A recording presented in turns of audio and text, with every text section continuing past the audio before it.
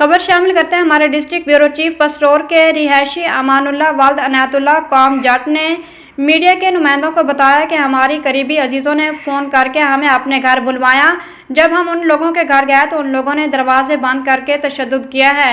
उल्टा हमारे खिलाफ ही 453 दफात FIR दर्ज करवा दी है। हमने दाद रसी के लिए RPO ऑफिस गुजरावाला में दरख्वास्त दे दी है।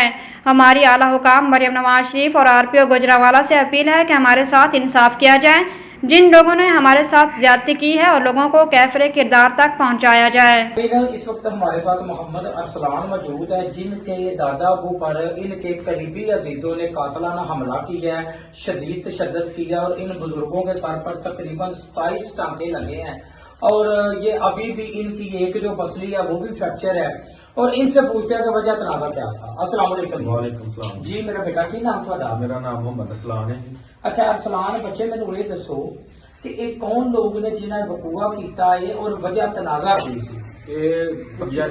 भाई है वड्डा मेरा, ओदी बेगम गई है इथों सही गई है बिल्कुल, क्योंकि उत्थे आंदे ने जाके मिलना मां प्यो नूं मिलण गए ने। बाद दे विच उत्थे जाके नाराज हो गई है। भाई वड्डे नूं ना फोन किया 2-3 वारी पहला गए ने, अगे मैं भी गया चांदगढ़ी ते गए उन्हां नूं लैण वास्ते गए आ। उदों आंदे ने अहां नहीं जाना, साडे नाम पैली ना लवाओ, पहलों पैली ना लवाओ, फिर जाना, फिर गए आ, फिर दादे भी गए ने, नाल मेरी वालदा गई है, मेरी बेगम गई है, नाल भाई वड्डा गया, गड्डी कराई स्पैशल। उन्हें ही फोन किया भी इहनूं दर्दां लग गईयां ने, इत्थे आओ, इहनूं हस्पताल करना है। अइए सो गए ना, घरों पैसे भी ले। ਮੈਨੂੰ ਇਹ ਦੱਸੋ ਤੁਸੀਂ ਫਿਰ ਕੀ ਸਮਝਦੇ ਜੇ ਕਿ ਤੁਹਾਨੂੰ ਫਿਰ ਉਹਨਾਂ ਨੇ ਇੱਕ ਚਲਾਕੀ ਨਾਲ ਬੁਲਾਇਆ? ਹਾਂਜੀ, ਚਲਾਕੀ ਨਾਲ ਬੁਲਾਇਆ, ਧੋਖੇਬਾਜ਼ੀ ਨਾਲ ਘਰ ਸੱਦਿਆ ਗਿਆ। ਪਿਛਲੇ ਟਾਈਮ ਅਸੀਂ ਗਏ ਆ ਉੱਥੇ 5 ਵਜੇ ਨਾਲ ਉਹਨਾਂ ਦੇ ਘਰ ਇੰਟਰ ਹੋਏ ਨੇ, ਠੀਕ ਹੈ। ਉੱਥੇ ਗਏ ਨੇ, ਜਾ ਕੇ ਉਹਨਾਂ ਬੈਠਾ ਨਾ ਉਹਨਾਂ ਕੋਲ ਪੁੱਛਿਆ ਨਾ ਸਲਾਮ ਦੁਆ, ਬੈਠੇ ਹਾਂਜੀ ਕਿੱਥੇ ਲਾਇਓ। ਉਹਨਾਂ ਨੇ ਕਿਹੜੇ ਪੈਸੇ ਸਾਡੇ ਉਹ ਵੀ ਖੋਤੇ ਨੇ। ਕਿਤਨੇ ਪੈਸੇ? ਲੱਖ ਰੁਪਈਆ ਸੀ, ਠੀਕ ਹੈ।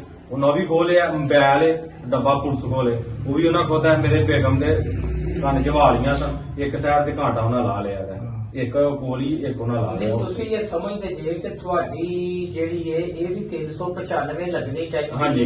ਤੇ ਕੇਟੀ ਦੀ ਦਫਾ ਵੀ ਹਾਂਜੀ, ਇਹ ਲੱਗਣੀ ਚਾਹੀਦੀ। ਪੁਲਿਸ ਨੂੰ ਡੱਬਾ ਵੀ ਦਿੱਤਾ ਹਮਜ਼ਾ SI ਜਿਹਦੇ ਸਾਡੀ ਸਾਰੀ ਕੀਤੀ ਹੈ, ਉਹਦੇ ਕੋਲ ਉਹਦੇ ਕੋਲ ਤਫਤੀਸ਼ੀ ਹੈ, ਤਵੀਸ਼ੀ ਹੈ। ਉਹਨੇ ਵੇਖੋ ਜੀ ਜਾਂਦੇ ਨੇ ਉਹਨਾਂ ਮਾਰਿਆ, ਉਸ ਤੋਂ ਬਾਅਦ ਲੜਾਈ ਹੋਈ, ਮਹੱਲੇ ਦੇ ਲੋਕਾਂ ਆਣ ਕੇ ਛਡਾਇਆ। ਮੇਰੀ ਬੇਗਮ ਨੇ ਦਾਦੇ ਨੂੰ ਚੁੱਕ ਕੇ ਬਾਹਰ ਕੱਢਿਆ, ਉਥੋਂ ਅੰਦਰੋਂ ਲਹੂ ਹਾਨ ਹੈ। ਵੀਡੀਓ ਮੈਂ ਬਣਾਈ ਹੈ ਜਿਹੜੀ ਇਹਨਾਂ ਦੀ ਉੱਥੇ ਜੋਗਲ ਹੋਇਆ, ਠੀਕ ਹੈ। ਫਿਰ ਉਤੋਂ ਸਿਵਲ ਚ ਲੈ ਗਏ ਨੇ, ਪਿੱਛੋਂ ਸਾਨੂੰ ਉਹਨੂੰ ਕਾਲ ਕੀਤੀ ਹੈ। ਮੈਂ ਫਿਰ ਇਥੋਂ ਗੱਡੀ ਲੈ ਕੇ ਗਿਆ, ਜਾ ਕੇ ਦਾਦੇ ਦਾ ਨੂੰ ਸਿਵਲ ਚ ਖੜਿਆ। ਉੱਥੇ ਜਾ ਕੇ ਇਹਨਾਂ ਦਾ ਮੈਡੀਕਲ ਮੈਡੀਕਲ ਟੈਬਲੇਟ ਬਣਵਾ ਕੇ ਹਾਂਜੀ ਮੈਡੀਕਲ ਦਰਖਾਸਤ ਵਗੈਰਾ ਦੇ ਫਿਰ ਉਹਨਾਂ ਨੇ ਮੇਰੀ ਬੇਗਮ ਨੂੰ ਮਾਰਿਆ ਕੁੱਟਿਆ, ਉਹਦਾ ਵੀ ਨਤੀਜਾ ਲਿਆ। ਮੇਰੀ ਵਾਲਦਾ ਉਹਨੂੰ ਵੀ ਉਹਨਾਂ ਮਾਰਿਆ, ਉਹਦੀ ਉਂਗਲੀ ਤੇ ਫ੍ਰੈਕਚਰ ਕੀਤੀ ਸੀ, ਉਹਦਾ ਵੀ ਨਤੀਜਾ ਸਾਡੇ ਕੋਲ।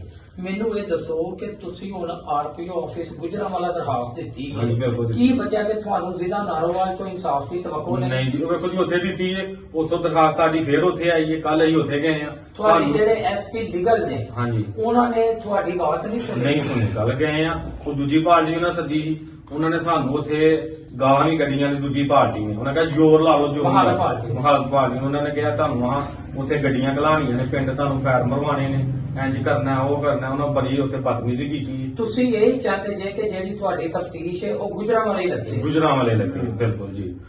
ਤੇ ਉਸ ਤੋਂ ਬਾਅਦ ਫੋਨ ਵੀ ਕਰਦੇ ਨੇ, ਤਰੀਆਂ ਕਰਾਉਂਦੇ ਨੇ ਫੋਨ ਵੀ ਸੁਲਾ ਕਰ ਲੋ, ਨਹੀਂ ਤੇ ਬਾਬੇ ਨੂੰ ਮਾਰ ਦੇਣਾ, ਤੁਹਾਡੇ ਇੱਕ ਦਾ ਜੀ ਮਾਰ। ਤੁਸੀਂ ਇਹ ਸਮਝਦੇ ਜੇ ਕਿ ਅਗਰ ਖੁਦਾ ਨਾ ਖਾਸਤਾ ਬਜ਼ੁਰਗਾਂ ਦਾ ਕੋਈ ਜਾਨੀ ਜਾਂ ਮਾਲੀ ਨੁਕਸਾਨ ਹੁੰਦਾ ਤਾਂ ਉਹਦੇ ਜ਼ਿੰਮੇਦਾਰ ਵੀ ਕੌਣ ਹੋਣ? ਉਹਨਾਂ ਦੇ ਨਾਮ ਰੱਖੋ। ਇੱਕ ਦਾ ਨਾਮ ਹੈ ਕੈਸਰ, ਇੱਕ ਦਾ ਨਾਮ ਫੈਸਲ। ਦੋਵੇਂ ਭਰਾ ਨੇ। ਉਹ ਅੱਗੇ ਵੀ ਇਸ਼ਤਿਹਾਰੀ ਨੇ 302 ਚ, ਉਹਨਾਂ ਅੱਗੇ ਵੀ ਕਤਲ ਕੀਤਾ ਇਹਦਾ। ਉਸ ਕਤਲ ਦੀ ਇਸ਼ਤਿਹਾਰੀ ਨੇ ਅਜੇ ਤੱਕ ਉਸ ਮੋਹ ਨੇ ਇਹ ਅੱਗੇ ਵੀ ਬੰਦੇ ਮਾਰੇ ਨੇ, ਹੁਣ ਫੇਰ ਮਾਰਦੇ ਨੇ उन्होंने।